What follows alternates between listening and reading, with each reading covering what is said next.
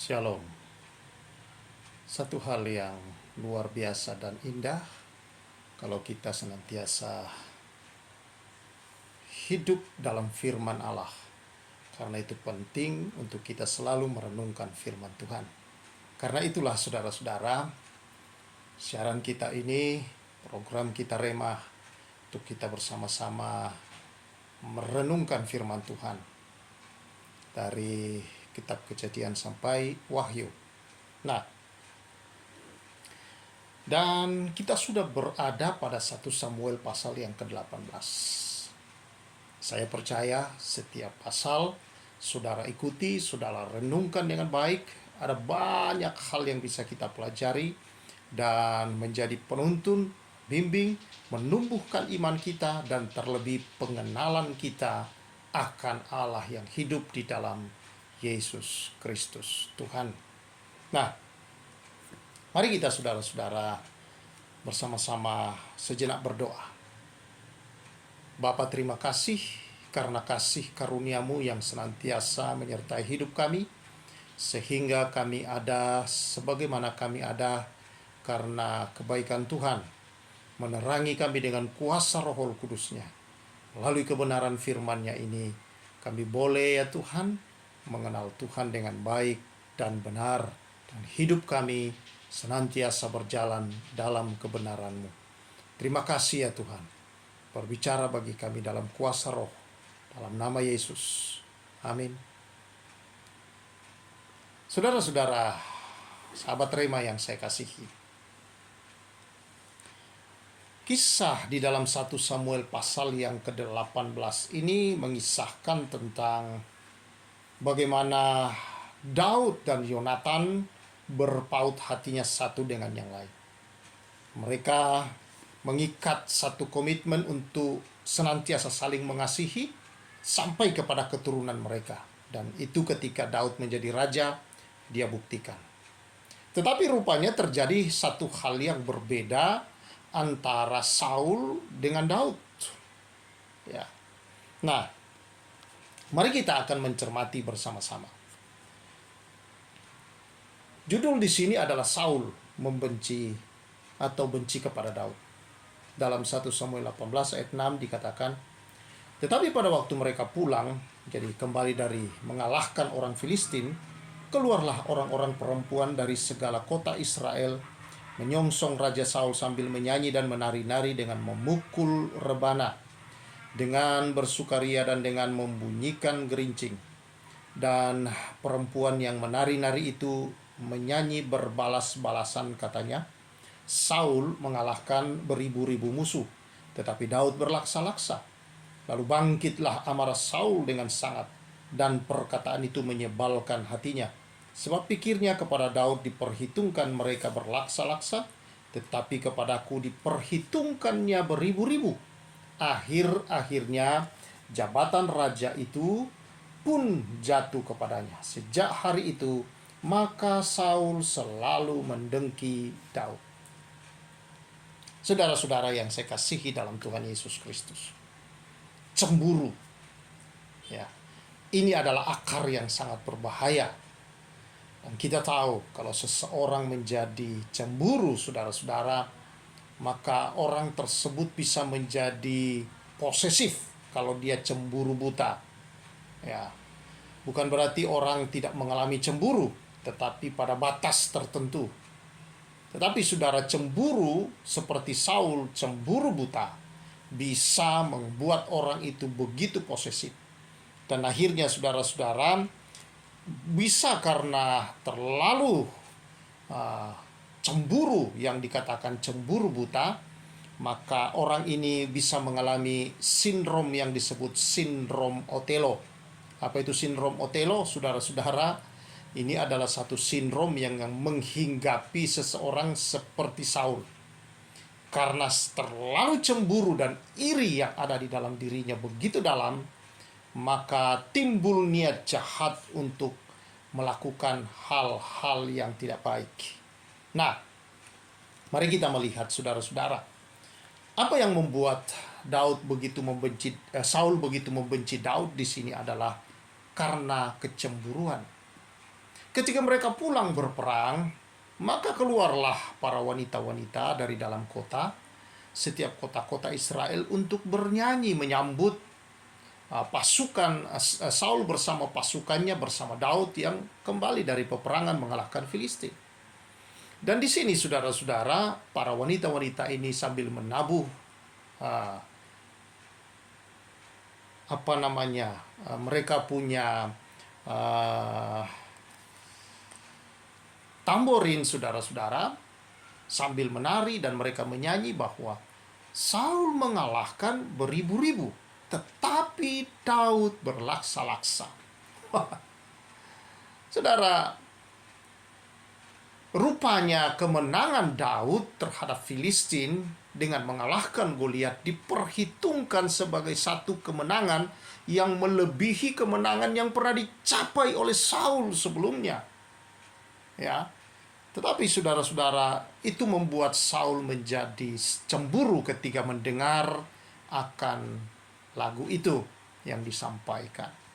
Dan akibat daripada kecemburuan ini, inilah yang saya katakan tadi, menjadi sangat posesif. Dia ingin melindungi jabatannya, dia ingin melindungi dirinya, saudara-saudara, secara begitu berlebihan. Sehingga dia memulai memikirkan hal-hal yang tidak baik yang harus dia lakukan untuk membuat jabatannya tetap kokoh, sehingga muncullah niat-niat jahat di dalam diri Saul. Nah, inilah bahaya daripada iri hati atau cemburu, saudara-saudara, muncul. Dan ini muncul, saudara-saudara, karena tidak menerima keberhasilan orang lain. Saul tidak menerima keberhasilan Daud.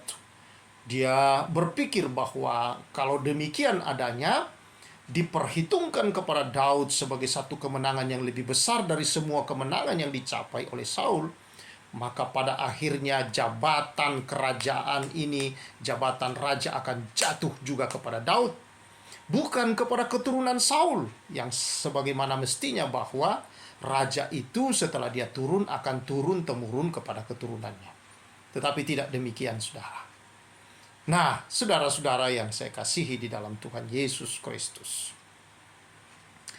ini karena bukan kesalahan Tuhan dalam hal ini memilih Saul, tetapi karena kesalahan Saul sendiri dalam ketidaktaatannya kepada Tuhan, sehingga membuat Tuhan memilih Daud.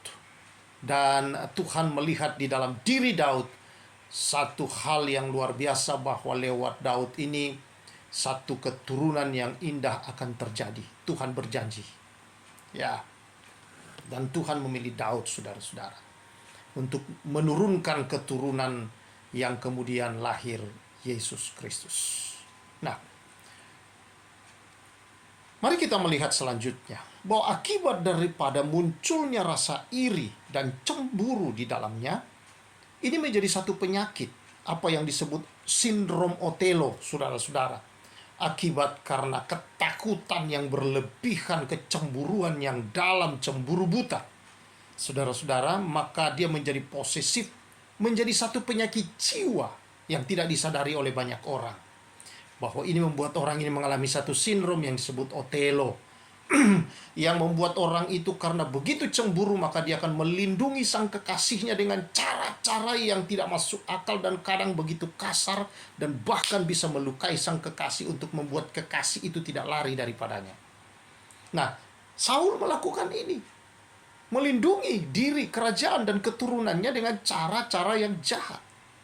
Kita lihat, karena dia takut jabatan beralih kepada Daud, dan dia melihat, saudara-saudara, bahwa ini berbahaya, maka Saul kemudian berusaha membunuh Daud. Dia melemparkan lembing, ya, karena Tuhan tidak menyertai dia akibat cemburu, maka roh jahat menguasai, dikatakan di sini. Ya, ayat yang ke-10, keesokan harinya roh jahat yang daripada Allah itu berkuasa atas Saul. Ketika muncul rasa iri, cemburu, tidak lagi bergantung dan taat, dan tidak lagi sungguh-sungguh kepada Tuhan, kecemburuan ini, saudara-saudara, iri hati ini ditunggangi oleh roh jahat. Maka apa yang terjadi? Dia mulai melakukan yang jahat. Dia mengambil tombak untuk membunuh Daud, tetapi meleset. Dan ini membuat Saul menjadi takut karena meleset. Dia melihat bahwa Daud disertai Tuhan. Tetapi dia tahu Daud disertai Tuhan, saudara, tetapi dia tidak sadar akan hal ini. Dan dia bukannya bertobat, malah dia merancang sesuatu yang lebih jahat dalam dirinya. Baiklah, aku tidak akan membunuh dengan tanganku sendiri.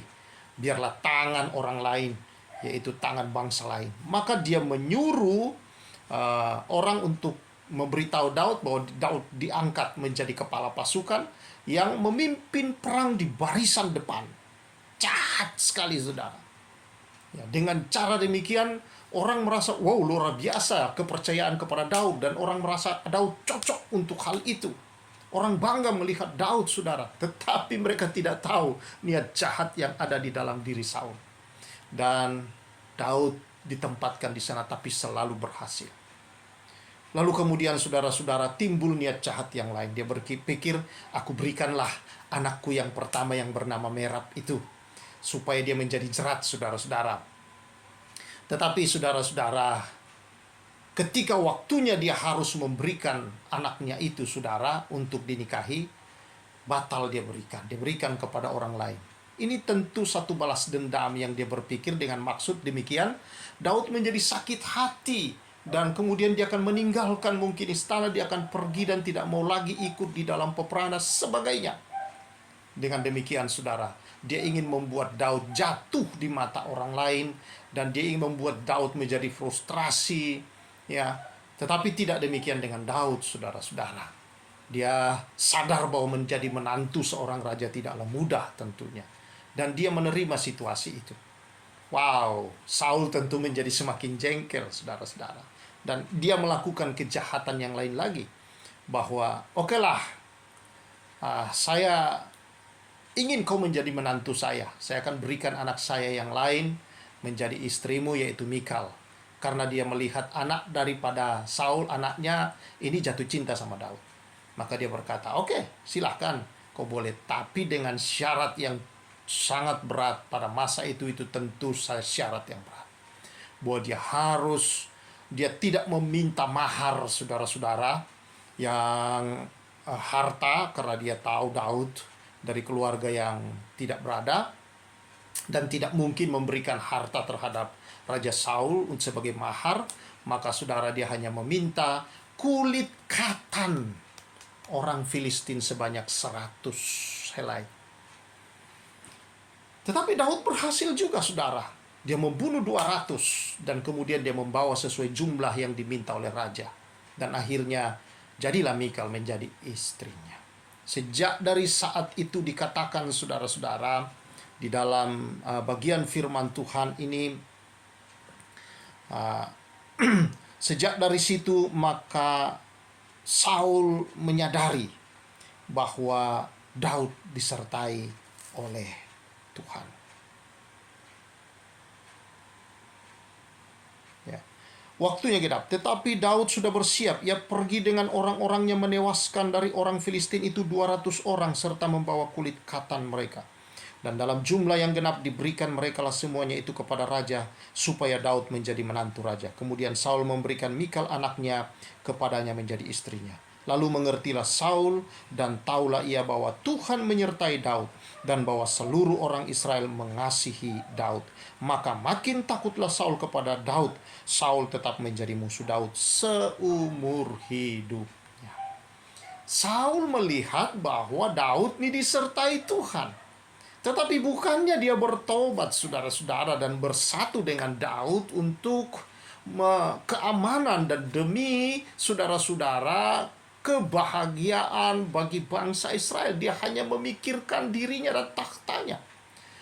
Seharusnya dia bertobat. Seandainya dia bertobat, maka penyertaan Tuhan pun akan datang kepada dia. Walaupun saudara-saudara bahwa dia telah digantikan tanpa dia ketahui bahwa Daud telah diurapi Tuhan menjadi raja untuk mengganti dia. Tapi paling tidak, saudara, kalau dia bertobat, maka akhir hidupnya atau kehidupannya masih akan duduk sebagai raja dan tidak berakhir tragis seperti kalau kita baca bagaimana akhir hidup daripada Saul dan keluarganya yang kemudian habis akibat perbuatan Saul, kecemburuan, iri hati, dan kebencian Saul kepada Daud, saudara-saudara. Dikatakan seumur hidupnya. Padahal dia tahu bahwa Daud disertai oleh Tuhan. Karena itu saudara-saudara, ini sangat berbahaya. Ini sangat berbahaya. Usaha-usaha gagal, Saul yang gagal membunuh Daud, ya, membuat dia sadar Daud disertai, tapi tidak bertobat. Nah, mari kita melihat akibat saudara-saudara dari kebencian ini, saudara. Selain bahwa tadi menimbulkan niat jahat untuk membunuh, untuk melakukan hal-hal yang tidak baik, hidup Saul semakin redup. Kebencian saudara-saudara membuat kegagalan dalam segala bidang hidup. Terutama saudara-saudara, kebencian, cemburuan, iri hati, kepahitan hati, itu akan selain mendatangkan kegagalan dalam banyak segi hidup, terlebih saudara, orang-orang yang seperti ini akan gagal untuk mengerti dan memahami firman Allah. Dengan demikian, dia tidak mungkin mengerti dan mengenal rencana dan kehendak Allah dalam hidupnya. Bagaimana dia bisa bersekutu dengan baik dengan Tuhan kalau seperti ini? Tapi saudara-saudara, berbeda dengan Daud, orang yang tidak menyimpan dendam. Daud tidak menyimpan amarah. Daud sama sekali tidak berpikir untuk membalas Saul, saudara-saudara. Dan ini membuat Daud disertai oleh Tuhan terus-menerus. Penyertaan Tuhan seperti yang dialami oleh Daud, ini membuat hidup menjadi bersinar, saudara-saudara. Hidup Daud bersinar. Hidup Daud dilindungi, dinaungi dari segala usaha-usaha untuk menghancurkan dia, saudara. Daud menjaga hati dari segala hal kebencian, kecemburuan. Daud memelihara hubungannya dengan Tuhan. Bagi Daud, penyertaan Tuhan itu hal yang paling utama dalam hidupnya. Dia tidak ingin ditinggalkan oleh Tuhan. Dia tidak mau kehilangan saudara-saudara akan penyertaan Tuhan. Dan ini yang penting, saudara-saudara yang saya kasihi di dalam Tuhan Yesus Kristus. Kristus Yesus telah mati bagi kita di atas kayu salib. Dia telah menebus, membayar tebusan kita, saudara. Dia mengalami segala kepahitan, kesakitan, rasa sepi, ditinggal. Semua yang terburuk di dalam jiwa manusia dihadapi oleh Yesus, dialami. Dan terburuk pada tubuh dialami oleh Yesus. Dan yang terburuk, saudara-saudara, adalah ditinggal oleh Allah. Itulah kematian rohani. Yesus mau mengalami semua itu supaya kita tidak lagi ditinggal oleh Bapa, supaya kita tidak lagi, saudara-saudara, tinggal dalam dosa, supaya kita menjadi ciptaan yang baru. Yang lama sudah berlalu. Kita bukan pencemburu, kita bukan, saudara-saudara, orang yang pahit hati. Kita bukan, saudara-saudara, orang yang mengalami lagi hidup dalam kemarahan. Kita tidak lagi hidup, saudara-saudara, di dalam hal-hal yang demikian. Karena kasih karunia Allah telah merampas kita dari sana dan menempatkan kita dalam dunia yang baru. Saudara adalah ciptaan yang baru, dan kita ciptaan yang baru, dibaharui oleh kebenaran firman Allah dari sehari ke sehari. Oleh kasih karunia Tuhan, Dia membuat kita baru, bukan karena perbuatan kita, tetapi karena perbuatan Tuhan Yesus di atas kayu salib yang mengambil, menggantikan posisi kita. Dia menjadi yang ditinggal, dia menjadi yang tersakiti, terhina, terkutuk, tertinggal, saudara-saudara. Dia yang menjadi teraniaya di sana, semua yang terburuk. Dia yang menggantikan kita. Supaya apa? Yang terbaik dalam Dia, yang termulia dalam Dia, yang teragung di dalam Dia, menjadi bagian milik hidup kita. Bukankah ini satu perkara yang luar biasa? Mengapa engkau mau tinggal di dalam kemarahan, dalam kepahitan, kecemburuan, iri hati? Saudara, itu akan membuat hidupmu redup. Itu akan membuat, saudara-saudara, hidupmu menjadi semakin menurun. Itu akan membuat sinar kemuliaanmu menjadi lenyap, saudara-saudara. Ya, memang Tuhan tidak meninggalkan. Tapi Tuhan tidak bisa, kita tidak bisa menikmati janji-janjinya. Tidak bisa bercahaya kemuliaan Tuhan dari dalam diri kita. Saudara, Tuhan yang ada pada kita menjadi tidak terlihat. Yang terlihat adalah bahwa kita sedang berjalan sepertinya bukan dalam berkat, tetapi dalam sebuah kehidupan yang berada di bawah satu situasi yang tidak enak, saudara, yang disebut seringkali dalam kekristenan kutuk. Sepertinya berada dalam sebuah situasi itu. Kalau saudara mengalami hal ini, mari kita buka hati, mari kita koreksi. Mungkin kita cemburu, kita iri hati, kita marah kepada situasi yang memperlakukan kita tidak benar, tidak baik. Kita mulai tidak bisa menerima keadaan diri kita sendiri, saudara-saudara. Kita mulai terpuruk dengan situasi itu. Saudara, bangkit.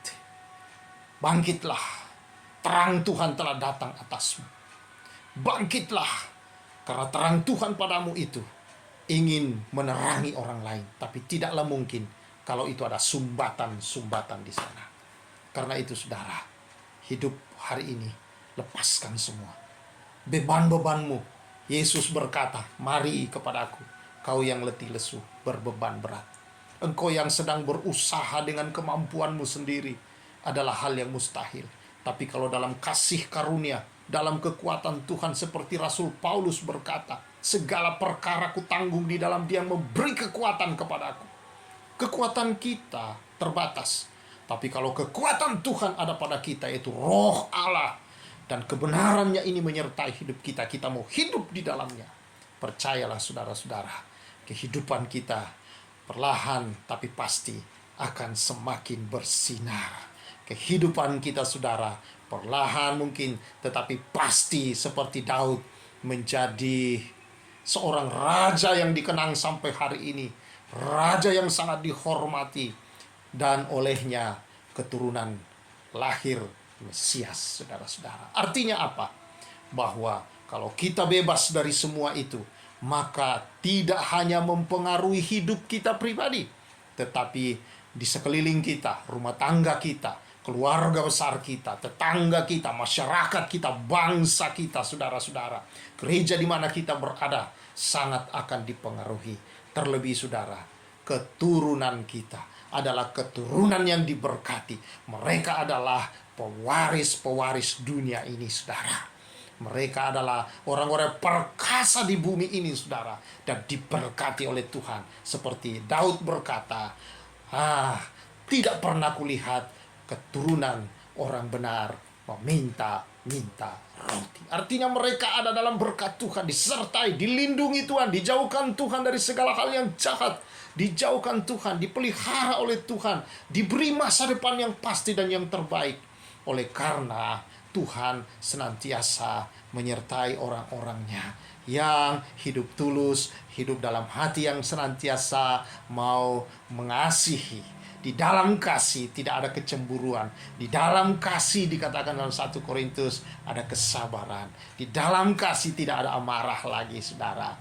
Tuhan yang mengasihi kita dan telah memberikan kasih itu. Mari kita hidup dalam kasih itu. Buang semua itu, saudara. Ya, Rasul Paulus berkata, sekiranya mungkin berdamailah dengan semua orang. Damai. Bukankah lebih enak hidup damai, saudara, daripada cemburu, daripada iri? Oh, saudara, itu hanya menimbulkan sakit hati, amarah, dan menimbulkan banyak penyakit. Sesungguhnya makanan tidak menimbulkan penyakit, tetapi, saudara, keadaan jiwa manusia yang penuh, keadaan jiwa manusia yang sudah full itu, saudara, itulah yang tumpah keluar menjadi penyakit-penyakit pada tubuh manusia. Nah, kalau sudah sakit, baru terbatas makanan kita makan, karena bisa memicunya untuk bisa kambuh, saudara. Tetapi tidak, makanan tidak menimbulkan penyakit. Kalau engkau sehat, engkau bisa makan apapun, saudara-saudara. Tetapi, saudara-saudara, jiwa yang penuh oleh berbagai tekanan hidup, masalah, dan jiwa yang penuh dengan berbagai amarah, kedengkian, iri, cemburu selalu kepada keberhasilan orang. Inilah yang meredupkan hidup saudara, termasuk meredupkan kesehatan tubuhmu. Karena itu mari kita datang kepada Tuhan. Buka hatimu, biarkan Roh Tuhan bekerja di sana. Tuhan angkat, Tuhan pulihkan di sana. Ayo bersalaman dengan semua orang. Berdamai saudara-saudara. Buang semua cemburu. Kalau dia berhasil, engkau harus bersuka cita atasnya. Dan mendoakan supaya dia semakin diberkati. Maka orang-orang yang seperti inilah akan menerima berkat ilahi dalam hidup ini. Akan diberkati oleh Tuhan adalah orang-orang yang senang melihat orang lain diberkati. Tapi orang yang selalu iri, cemburu, orang-orang ini tidak akan pernah menikmati berkat. Tetapi akan terus hidup dalam situasinya itu. Bahkan hidupnya akan redup. Dan akhirnya saudara berada dalam kemiskinan hidup senantiasa. Biarlah kebenaran ini saudara boleh mengingatkan kita dan membawa kita dalam kehidupan pertobatan yang sungguh-sungguh. Hidup dalam kasih karunia Tuhan jauh lebih indah dari apapun saudara. Bahwa kita manusia baru. Jangan lihat dirimu sebagai orang yang lama. Lihat dirimu sebagai ciptaan yang baru, yang mulia, yang sangat dikasihi oleh Allah. Engkau sangat dikasihi, engkau sangat mulia, dan engkau berharga di dalam mata Tuhan. Jangan nilai dirimu dengan hal-hal yang dunia ini yang begitu rendah. Tapi nilailah sebagaimana Tuhan menilai engkau. Maka engkau akan melihat pintu-pintu berkatmu, janji Allah terbuka di depanmu, dan engkau akan menemukan segala berkatnya. Karena apa? Allah sendiri berjalan di depan kita, meratakan gunung-gunung, mematahkan palang-palang besi, memecahkan pintu-pintu tembaga penghalang seberat apapun, setebal apapun, membawa kita untuk menemukan semua harta terpendam di dalam Tuhan, rohani, jasmani, dan kehidupan, kebutuhan kita, apapun yang kita perlukan, Tuhan ada di sana semuanya. Hanya Tuhan memberkati kita semua saudara, bersuka cita terus di dalam Tuhan, tetap berdoa, tetap saudara-saudara bersukaria, dan senantiasa bersyukur kepada Tuhan dalam hidup ini saudara. Maka hidupmu akan terus bercahaya di dalam kehidupan ini. Tuhan memberkati. Mari kita berdoa. Tuhan terima kasih. Tuhan menyertai, Tuhan memberkati, Tuhan menolong anak-anak-Mu dalam segala pergumulan mereka. Tuhan yang mengurapi, melepaskan dari segala ikatan-ikatan, dari segala kepahitan, kemarahan, dari segala yang memenuhi jiwa selama ini yang membuat saudara-saudaraku ya Tuhan dalam keadaan yang tidak baik-baik saja. Roh Tuhan menolong, Roh Tuhan membebaskan, sehingga ada sukacita, ada damai sejahtera yang penuh menyertai, dan selalu ya Tuhan memuliakan Tuhan dalam kehidupan ini. Terima kasih berkat-Mu atas umat-Mu di dalam nama Yesus. Amin. Berkat Tuhan menyertai kita senantiasa saudara-saudara, biar kebenaran ini terus bercahaya di hidup kita. Jadilah orang yang bercahaya, bersinar. Jangan biarkan hidupmu redup karena hatimu yang tidak dijaga. Tuhan menyertai kita semua. Saya Pastor Samuel menyampaikan salam restorasi.